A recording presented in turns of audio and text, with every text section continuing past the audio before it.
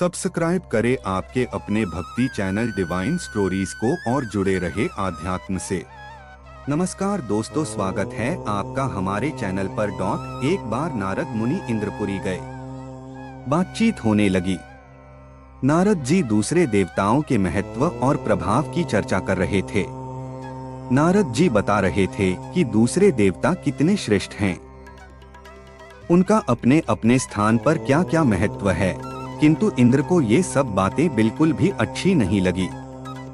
दूसरों की महिमा और महत्व का बखान सुनकर वह चिढ़ गए और बोले, नारद, आखिर मैं देवराज बनाया गया हूँ तो इसलिए न कि मैं ही सब देवताओं से श्रेष्ठ हूँ।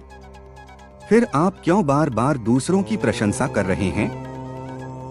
मेरे सामने उनका बखान करना एक तरह से मेरा अपमान करना ही है। क्या आप मेरा अपमान करना चाहते हैं? नारद जी भी नारद जी ही थे, बिना किसी लाद लपेट के साफ साफ कहने वाले। उन्हें भला किसकी परवाह थी? वह तो ब्रह्मा जी के मानस पुत्र थे। आठ देवराज इंद्र की बातें सुनकर व्यंग्य से मुस्कुराए और बोले, देवराज, आप मेरी बातों को अपना अपमान समझते हैं, यह बहुत बड़ी भूल है। वैसे भी यदि आप सम्मान चाहते हैं तो दूसरों का सम्मान करना सीखिए। प्रशंसा उसी को मिलती है जो दूसरों की प्रशंसा करता है। दूसरे देवताओं की निंदा करके और उनको तुच्छ समझकर आप सम्मान नहीं पा सकते। सामने वाले को आईने के समान समझना चाहिए।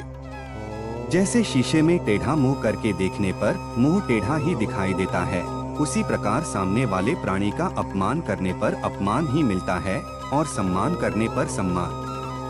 उसी प्रकार यदि सम्मान पाना हो तो सम्मान करना सीखो। इंद्र को यह बात बुरी लगी।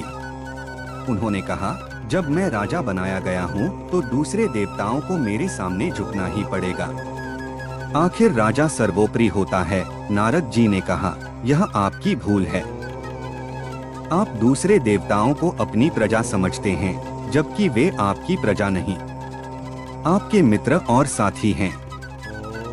उनके साथ वैसा ही व्यवहार कीजिए जैसा साथी, मित्रों और सहयोगियों से किया जाता है। बड़पन का मद अंत में दुखदायी होता है। यह कहावत तो आपने सुनी ही होगी कि घमंडी का सिर नीचा ही होता है। इसमें घमंड वाली क्या बात है? मेरा प्रभाव दूसरों से अधिक है। मैं वर्षा का स्वामी हूँ। बिना मेरी आज्ञा के एक बूंद पानी नहीं बरस सकता, अभिमानपूर्ण लहजे में इंद्र ने कहा। और जब पानी नहीं होगा तो धरती पर अकाल पड़ जाएगा, अन्न उत्पन्न नहीं होगा और सारी दुनिया भूख और प्यास से तड़प तड़प कर मर जाएगी। देवता भी इसके प्रभाव से अछूते कहाँ रहेंगे? आप ठीक कहते हैं, नारद जी बोले, किंतु दूसरे देवताओं का महत्व भी कुछ कम नहीं। जिस प्रकार जीवन के लिए जल आवश्यक है, उसी प्रकार अन्य वस्तुओं का महत्व भी कुछ कम नहीं। वायु, अग्नि, प्रकाश, इनकी भी उतनी ही महत्ता है। कहने का तात्पर्य यह है कि वरुण देव, अग्नि देव, सूर्य देव सभी देवता अपनी अपनी शक्तियों के स्वामी हैं। सभी देवता कुछ न कुछ कर सकने में समर्थ हैं। आप उनसे मित्रता रखिए, तभी कल्याण है। नहीं तो किसी समय आपदा में पड़ जाएंगे। बिना सहयोगियों के राजकार्य नहीं चला करता। इंद्र ठठाकर हंस पड़े, अजी जाइए भी, आप ठहरे महात्मा। शंख बजाने और मंजीरे पीटने के सिवा आप और क्या जाने? आप ब्राह्मण हैं, इसलिए इतना डरते हैं। मैं देवता हूँ, क्षत्रिय, मुझे किसका डर? किसी दूसरे का डर चाहे न हो, मगर शनि का भय आपको पहले सताएगा। यदि कुशलता चाहते हो तो शनि देव से बचकर रहें। वह यदि एक बार कुपित हो जाएं, तो सब कुछ तहस नहस कर डालते हैं और जिसे अपनी कृपा का पात्र बना लें, उसके पौ 12 हो जाते हैं। कहकर नारद जी चल पड़े। इंद्र का अभिमान उन्हें खटक गया था। नारद जी का काम था संसार भर के समाचार इधर से उधर पहुंचाना। यदि उन्हें उस जमाने का चलता फिरता रेडियो कहा जाए तो अतिशयोक्ति न होगी। असल में वे देशाटन के प्रेमी और बातूनी थे, इसलिए घूम फिरकर अपना मन बहलाते थे।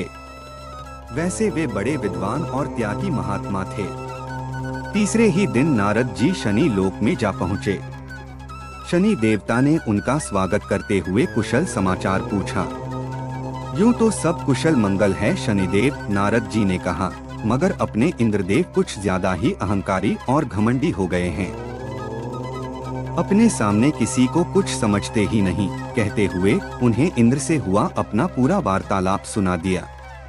इंद्र के अहंकार का पता पाकर शनिदेव ने कहा, आप चिंता न करें, अगले रविवार को बैकुंठ में सभा होगी, वहीं मैं इंद्र से मिलकर उन्हें समझा दूंगा।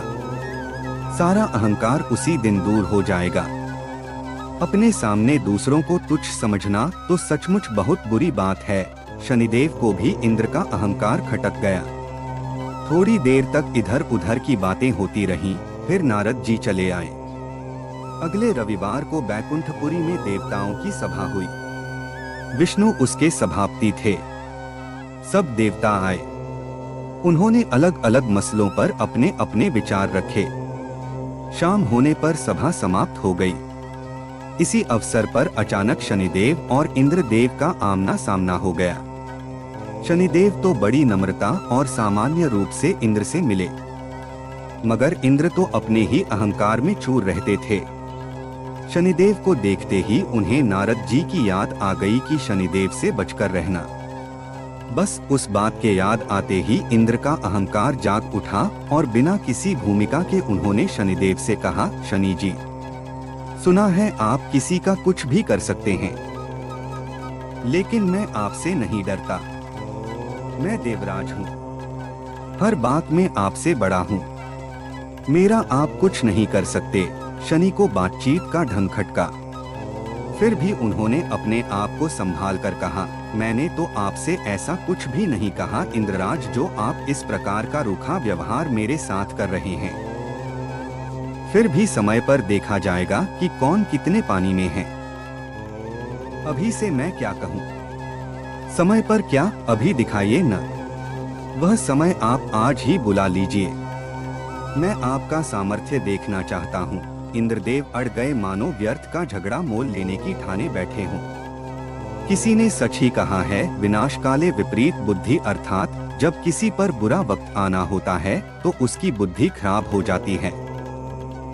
वह उल्टे सीधे काम करके स्वयं को मुसीबतों और कठिनाइयों में धकेलने की चेष्टा करता है। आप बड़े अहंकारी हैं देवराज, और आप दूसरों को धमकाया करते हैं। लेकिन मैं फिर कहता हूँ, इंद्र आपसे नहीं डरेगा। शनि देवता को क्रोध आ गया। उन्होंने गंभीर स्वर में कहा, देवराज, मैं आपसे विरोध नहीं बढ़ाना चाहता। फिर भी यदि आप अहंकार में चूर होकर दूसरों को अपमानित करना चाहते हैं तो सुन लीजिए, कल आपको मेरा भय सताएगा। यहाँ तक कि आप खाना पीना तक भूल जाएंगे। हो सके तो कल मेरी पकड़ से बचने का उपाय कीजिएगा। कहकर शनिदेव तेजी से एक ओर चले गए। इंद्र ने फिर उसी तरह अपमान भरी हंसी हंसकर कहा, मैं भी देखता हूँ कि आप भी कितने पानी में हैं। इसी प्रकार बड़बड़ाते हुए वह इंद्रलोक की तरफ प्रस्थान कर गए। उस रात इंद्र को बड़ा भयानक स्वप्न दिखाई दिया, जैसे कोई काला कलूटा विकराल दैत्य मुंह फैलाए उन्हें निगल जाना चाहता हो। सवेरे नींद से उठकर उन्होंने सोचा, उस भयानक स्वप्न का क्या अर्थ हो सकता है? क्या पता कि यह शनि की ही कोई करतूत हो। अवश्य ही वह आज मुझे कोई चोट पहुंचाने की चेष्टा कर सकता है। इसलिए मुझे किसी ऐसी जगह छिप जाना चाहिए जहां वह मुझे ढूंढ ही न सके। ऐसा विचार कर उन्होंने झटपट कपड़े बदलकर भिखारी का वेश बनाया और जंगल की ओर निकल गए। किसी को इस बात की भनक भी न पड़ने दी कि वह किस उद्देश्य से कहाँ और क्यों जा रहे हैं। यहाँ तक कि अपनी पत्नी इंद्राणी को भी उन्होंने इस संदर्भ में कुछ नहीं बताया। किसी को इस विषय में कुछ भी न बताने का कारण भी था। इंद्र को यह बात मालूम थी कि मेरे स्वभाव और व्यवहार से कई देवता रूठे रहते हैं। इसलिए उन्हें शंका हुई कि कहीं ऐसा न हो कि वे सब शनि की सहायता करने लगें। उस दशा में मैं अकेला हो जाऊंगा। बस इस विचार के उठते ही उनका साहस छूट गया और वे भयभीत होकर जंगल के घने भाग में जा घुसे। अब तक एक पहर दिन चढ़ आया था। इंद्र ने सोचा आखिर जब शनि ने मुझे चुनौती दी है तो मेरी खोज भी करेंगे। बिना मुझे खोजे तो वह मेरा कुछ बिगाड़ ही नहीं सकते, लेकिन मुझे खोजने में भी वह कोई कसर नहीं छोड़ेंगे। उसके लिए भले ही उन्हें धरती आकाश एक करना पड़े। अरे हाँ, आकाश के नाम पर ध्यान आया कि कहीं ऐसा न हो कि आकाश मार्ग से उड़ते हुए वह मुझे यहाँ देख लें। इसलिए किसी झाड़ी में छिपकर बैठना चाहिए। आसपास झाड़ियाँ तो थीं, पर उनमें भी दिखाई देने की आशंका थी। हारकर इंद्र ने एक पुराने पेड़ की कोटर में शरण ली। पेड़ बहुत बड़ा था, उसका कोटर गुफा जैसा चौड़ा और गहरा था। इंद्र उसी में छिपकर बैठ गए। उन्होंने सोचा शनि देवता लाख सिर पटके, मुझे किसी भी सूरत में अब नहीं खोज पाएंगे। चींटी को भी पता नहीं चल सकता कि मैं यहाँ छिपा बैठा हूँ। फिर शनि की तो बिसात ही क्या है। शनि का अहंकार आज ही मिट जाएगा। व्यर्थ ही उन्होंने सारे संसार को डरा रखा है। उधर शनि देवता न कहीं आए न कहीं गए। धमकी देने के समय उन्होंने केवल अपनी छाया भर इंद्र पर डाल दी थी, बस। वह अपना काम करते रहे। इंद्र कहाँ हैं, क्या कर रहे हैं, इससे उन्हें कोई मतलब नहीं था। उन्हें अपनी शक्ति पर पूरा विश्वास था। वह जानते थे कि इंद्र चाहे जहाँ जाएं, मेरी छाया अपना प्रभाव अवश्य डालेगी, और ऐसा हो भी रहा था। शनि के बिना कुछ किए धरे इंद्र की शांति भंग हो चुकी थी। अपनी सुरक्षा के चक्कर में खाना तो क्या, उन्हें पानी पीने तक की सुध नहीं थी। बात केवल दिन भर की ही थी। जब सूरज डूब गया और रात आने लगी, तब इंद्र कोटर से बाहर निकले। चौकन्नी निगाहों से इधर उधर देखा, कहीं कोई न था। समझ गए कि या तो शनिश्चर इधर आए ही नहीं, और अगर आए भी होंगे तो झक मारकर लौट गए होंगे। आखिर मुझे खोजना इतना आसान कहा था। मेरी गंध तो हवा तक को नहीं मिली, शनि की क्या गिनती है। यही सब सोचते हुए इंद्र मन ही मन खुश हो रहे थे, और होते भी क्यों नहीं। अपनी समझ के अनुसार तो उन्होंने शनिदेव को धोखा दे दिया था। अब तो उन्हें उस क्षण का इंतजार था कि कब शनिदेव से भेंट हो और वह उन्हें अपमानित करें। उनका उपहास उड़ाए डॉट अंधेरा बढ़ता जा रहा था। इंद्र ने अंगड़ाई लेकर देह को एक झटका दिया और जल्दी जल्दी अपने इंद्रलोक की ओर चल दिए। दूसरे दिन सुबह ही उनका सामना शनिदेव से हो गया। शनिदेव उन्हें देखकर अर्थपूर्ण मुद्रा में मुस्कुराए। इंद्रदेव उनकी मुस्कान में छिपे व्यंग्य को न समझ सके और विजय के मद में चूर होकर बोले, कहिए शनि देवता, कल का पूरा समय निकल गया और आप मेरा बाल भी बांका नहीं कर सके। अब तो कोई संदेह नहीं है कि मेरी शक्ति आपसे अधिक है। शनि देवता ठठाकर हंस पड़े। शनिदेव को इस प्रकार हंसते देखकर इंद्रदेव झुंझला उठे और कुढ़कर बोले, आपको हंसी आ रही है, लेकिन आपकी जगह पर कोई दूसरा होता तो शर्म के मारे मुंह छिपा लेता। आपने कल बड़े ताव से मुझे पकड़ लेने की चुनौती दी थी, लेकिन पकड़ना तो दूर, आप मुझे छू भी न सके। क्या यही आपका सामर्थ्य है? इसी के बल पर आप फूले फूले फिरते हैं। दरअसल नारद जैसे लोगों ने आपको बेवजह सिर चढ़ा रखा है, और ये ही आपका नाम लेकर दूसरों को डराते रहते हैं।